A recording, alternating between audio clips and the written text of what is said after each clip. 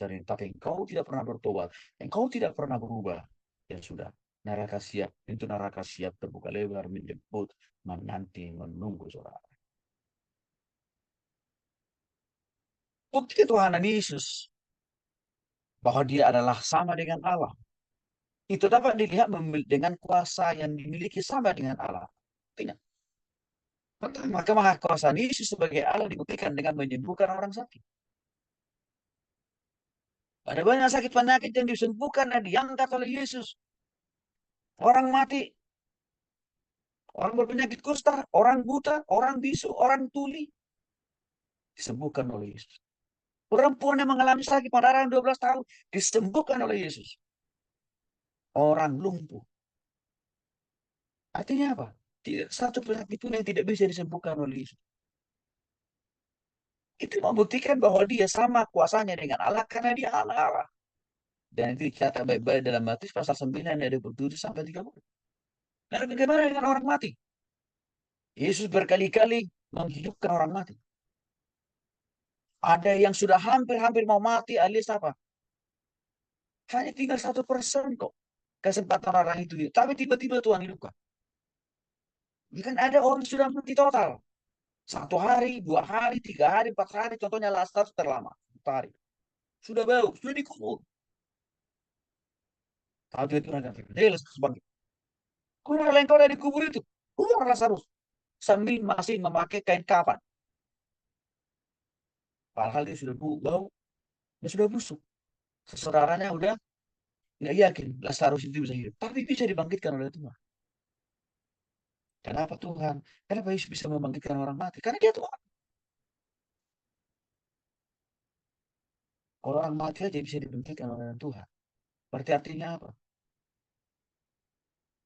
Masa depanmu, studimu, bisa juga dibangkitkan oleh Tuhan menjadi lebih baik. Asal dengan catatan engkau tobat. Tapi kalau engkau masih merokok, masih mau konsumsi miras, narkoba, mau bukan malas. Jangan engkau berharap. Jangan engkau bermimpi. Studimu, masa depanmu, diberikan, dibangkitkan oleh Tuhan menjadi lebih baik. Gak ada itu. Yesus sedang juga menaklukkan, mengalahkan, bahkan mengusir setan. Kenapa Yesus bisa mengusir? Kenapa setan takut dan takluk terhadap Yesus? Karena setan tahu Yesus itu tuh. Tapi yang jadi persoalan, kalian itu tidak ada takut-takutnya sama Tuhan kan? Buktinya apa? Dosa jalan terus, malas jalan terus, bohong jalan terus, tipu sana tipu sini jalan terus. Berarti saudara lebih jahat dari setan kan sebenarnya. Setan aja takut sama Tuhan. Bahkan Tuhan tumpukan, Tuhan teguhkan, Tuhan usir. Mengapa? Karena Yesus itu Tuhan. Yesus juga mengendalikan alam semesta. Salah satu contohnya, angin badai. Waktu dia bersama dengan para murid di sebuah perahu, lalu tiba-tiba saja perahu mereka dihantam oleh angin badai yang begitu luar biasa.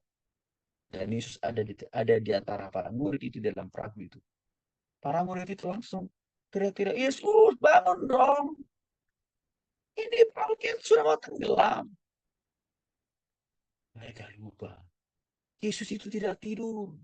Yesus itu tetap ada di situ dan Yesus itu berkuasa. Dan Yesus buktikan kekuasaannya dan ketuhanannya dengan cara apa? Dia menyuruh diam angin badai itu. Diam. Maka apa yang terjadi? Angin badai itu berhenti. Tidak lagi mengombang-ambingkan perahu mereka. Saudara, pasti. Saya tidak pakai kata akan. Pasti. Karena saya sudah melayani banyak orang. Membimbing, memuridkan banyak orang. Orang kaya, orang miskin, pengusaha, pejabat. Saya sudah banyak memberikan mereka melayani mereka. Saya katakan kepada saudara. Badai persoalan pergumulan dalam hidupmu. Pasti akan banyak terjadi. Tapi kalau engkau sungguh-sungguh bertobat kepada percaya Yesus itu Tuhan. Dan hidupmu mengikuti meneladani kehidupan Kristus. Badai persoalan, badai pergumulan, badai ekonomi, badai di dalam studimu, dalam karirmu, dalam rumah tanggamu ke depan. Tidak sulit bagi Tuhan meredakannya kalau engkau sungguh-sungguh bertobat. Tapi kalau tidak mau bertobat, sudahlah.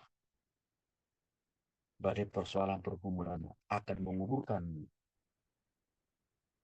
karena engkau memilih tidak mau bertobat kepada Tuhan. Tuhan memelihara segala sesuatu.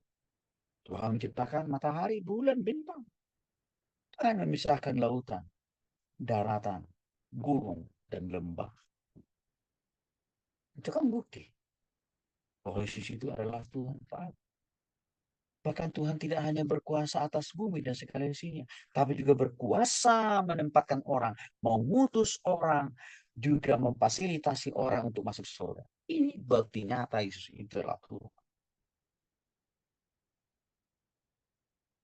Para nabi dan para rasul, pemimpin agama apapun di dunia ini, tidak ada yang bisa, tidak ada yang memiliki kuasa yang selevel seperti kuasa yang dimiliki oleh Yesus. Baik menyembuhkan orang sakit, membangkitkan orang mati, menaklukkan setan, mengendalikan alam, angin badai, memelihara segala sesuatu yang ada di bumi dan di surga. Para nabi dan para rasul, pemimpin agama apapun di dunia enggak punya kuasa seperti kuasa Yesus. Kenapa Yesus punya kuasa untuk semua itu? Karena Yesus itu Tuhan. Tapi bagaimana dengan kemahatauan Yesus? Sama dengan kemahatauan Allah. Apa maksudnya kemahatauan? Penglihatan Yesus itu tidak dibatasi oleh ruang, waktu, dan tempat. Pikiran Yesus itu tidak dibatasi oleh ruang, waktu, dan tempat.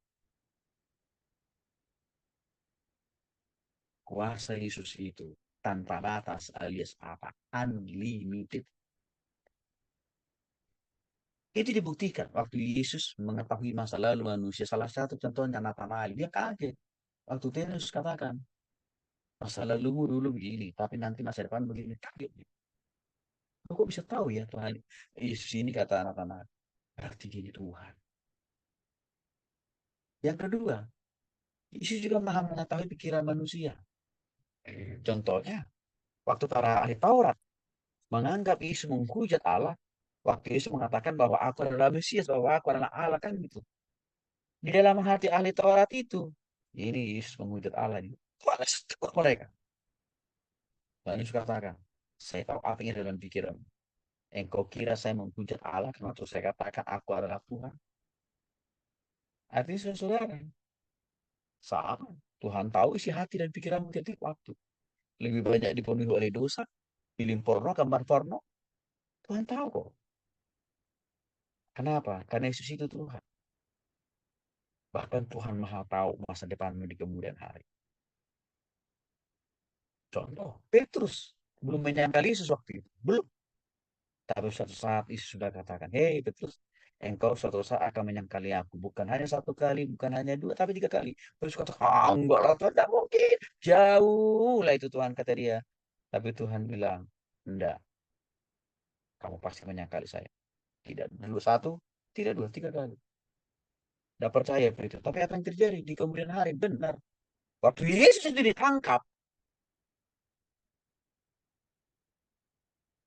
oleh tentara-tentara Romawi, apa yang terjadi? Para murid termasuk Petrus ketakutan. Bahkan waktu dia ditanya oleh tentara Romawi, kamu kan terkenal salah satu dari pengikut Kristus ini kan? Apa kata Petrus? Enggak, enggak, enggak. Artinya enggak ada capaian yang kalah kan tiga kali. Kenapa Yesus bisa tahu isi hati Petrus? Kan dia Tuhan. Sama. Yesus tahu betul juga isi hatimu kok, isi pikiranmu kok. Masa depan saudara. Ya, masa mudamu itu. Engkau lulus atau tidak dari USB, Tuhan tahu. Engkau akan jadi apa setelah lulus dari USB? Nganggur seumur hidupmu, ya. Atau bekerja, Tuhan tahu. Bahkan saudara mati meninggalkan dunia ini umur berapapun, Tuhan tahu.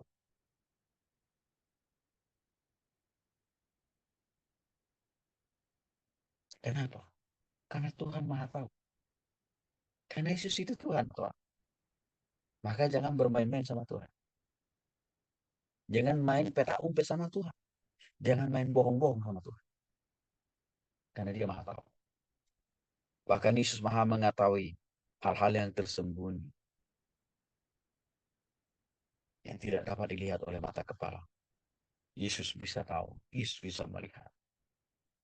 Contohnya waktu Yesus menyuruh para murid menyediakan atau mencari tempat untuk mereka merayakan Paskah.